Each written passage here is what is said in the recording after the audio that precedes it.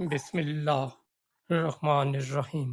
حضرت اشرف علی تھانوی رحمۃ اللہ تعالی علیہ، علم، عمل اور روحانیت کا مینار نور، بچپن کا روشن چراغ۔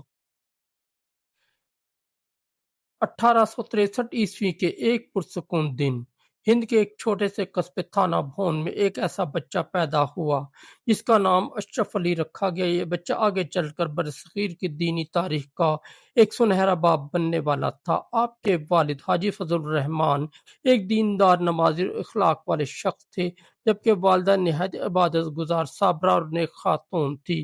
گھر میں دین کی خوشبو ہر وقت مہکتی رہتی تھی۔ بچپن ہی سے حضرت اشرف علی تھانوی میں نیکی، سنجیدگی اور دین کی طرف رجحان نمایاں تھا۔ کھیل کود سے زیادہ انہیں قرآن پڑھنے، لوگوں کی صحبت اختیار کرنے، بزرگوں کی باتیں سننے کا شوق تھا۔ ابتدائی تعلیم اور قرآنی روشنی۔ سب سے پہلے آپ نے اپنے علاقے کے مکتب میں قرآن مجید ناظرہ مکمل کیا۔ اس وقت کی روایتی تعلیم میں قرآن کی تلاوت صرف الفاظ کی ادائیگی نہیں بلکہ محبت اور عقیدت کے ساتھ ہوتی تھی، اور آپ کا دل بچپن ہی سے ان الفاظ الہی سے جڑ گیا تھا۔ ابتدائی تعلیم کے بعد آپ نے فارسی اور عربی کی تعلیم حاصل کی۔ فارسی اس زمانے میں علمی زبان تھی اور عربی دین کی زبان۔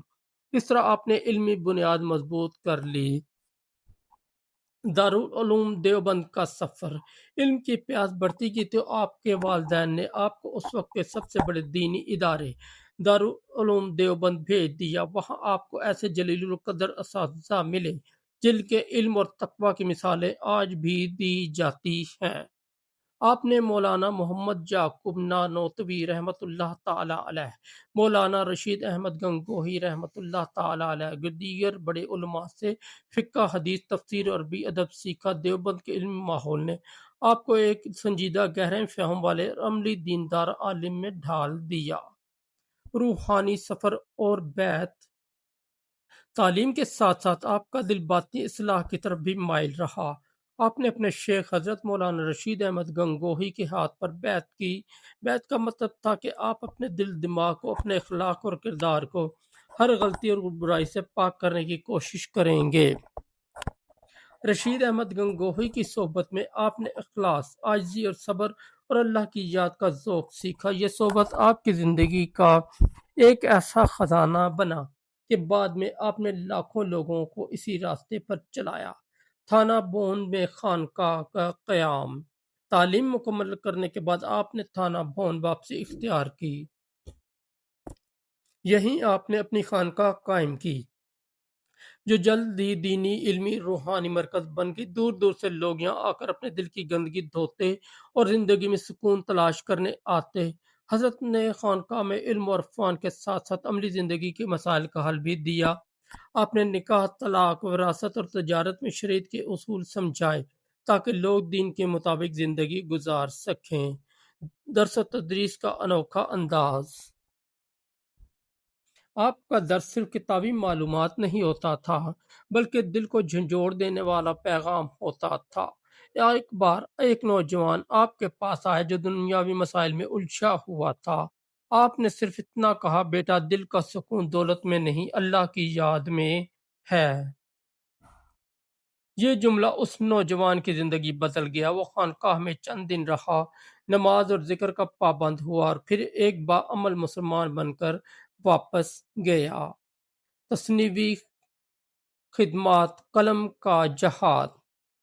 حضرت اشرف علی تھانوی نے اپنی زندگی میں 1000 کتابیں لکھی۔ ان میں تقریباً سب سے مشہور بہشتی زیور ہے جو آج بھی لاکھوں گھروں میں خواتین کی رہنمائی کے لیے موجود ہے۔ یہ کتاب نہ صرف دین کے مسائل بیان کرتی بلکہ روزمرہ کی زندگی کے آداب بھی سکھاتی ہے۔ اس کے علاوہ آپ نے نشرۃ الطیب، اشرف الجواب اور التکمیل جیسی اہم کتابیں لکھی جو آج بھی مدارس اور خانقاہوں میں پڑھائی جاتی ہیں۔ اصلاح معاشرہ میں کردار۔ حضرت نے دیکھا کہ معاشرے میں بہت سے رسم و رواج دین کے خلاف ہیں، جیسے فضول خرچی والے شادی بیاہ، جہیز کا بوجھ اور عورتوں کی دینی تعلیم سے غفلت۔ آپ نے اپنے بیانات اور تحریروں سے لوگوں کو ان غلطیوں سے روکا۔ آپ نے خاص طور پر عورتوں کی دینی تعلیم پر زور دیا کیونکہ آپ کا ماننا تھا کہ ایک ماں اگر دیندار ہوگی تو ایک پوری نسل دین پر چلنے والی بن جائے گی۔ اخلاص اور عاجزی کی مثال۔ ایک مرتبہ ایک شخص نے آپ کی خدمت میں تحائف پیش کیے۔ آپ نے بڑی نرمی سے فرمایا، ہماری اصل ضرورت یہ ہے کہ لوگ ہمارے لیے دعا کریں، تحفے نہیں۔ یہ عاجزی اور زہد آپ کی زندگی کی پہچان تھی۔ آخری ایام اور وصال۔ زندگی کے آخری ایام میں بھی آپ نے درس و تبلیغ میں مصروف رہے۔ جسمانی کمزوری کے باوجود آپ نے قلم اور زبان سے دین کی خدمت جاری رکھی۔ بالآخر 4 جولائی 1943 کو آپ اس دنیا سے رخصت ہوئے۔ آپ کا جنازہ ایک سمندر انسانیت تھا اور تھانہ بون کا قبرستان آپ کا مسکن بن گیا۔ پیغام زندگی۔ حضرت اشرف علی تھانوی کی زندگی ہمیں یہ سبق دیتی ہے کہ دین کا علم حاصل کرنا، اس پر عمل کرنا اور دوسروں تک پہنچانا ہی اصل کامیابی ہے۔